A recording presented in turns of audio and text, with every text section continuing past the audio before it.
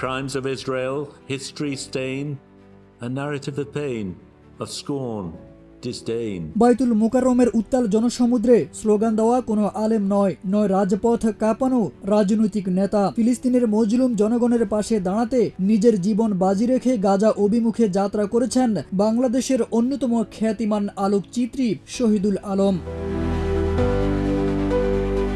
তিনি যোগ দিয়েছেন গাজা উপত্যকার দিকে রওনা হওয়া আন্তর্জাতিক মানবিক নৌবহর গ্লোবাল সমুদ্র ফ্লোটিলাতে, যা ইসরায়েলি হামলার ঝুঁকি সত্ত্বেও অবরুদ্ধ গাজায় ত্রাণ পৌঁছাতে দৃঢ় প্রতিজ্ঞ। ৭০ বছর বয়সী শহীদুল আলম হচ্ছেন প্রথম বাংলাদেশি যিনি এই বহরে অংশ নিয়েছেন, যা দেশের জন্য এক গর্বের মুহূর্ত।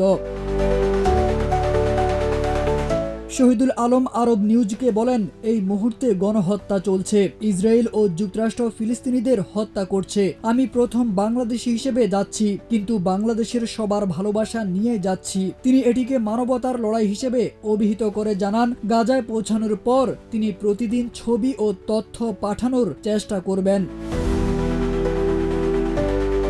শহীদুল আলম এর আগে 2018 সালে টাইম ম্যাগাজিনের পার্সন অব দ্য ইয়ার নির্বাচিত হন এবং প্রথম এশীয় হিসেবে ওয়ার্ল্ড প্রেস ফটো জুরি বোর্ডের চেয়ারম্যান হন। 2022 সালে তিনি ইসরায়েলপন্থী অবস্থানের প্রতিবাদে লন্ডনের ইউনিভার্সিটি অব দ্য আর্টস এর সম্মানসূচক ডক্টরেট ডিগ্রি ফিরিয়ে দেন।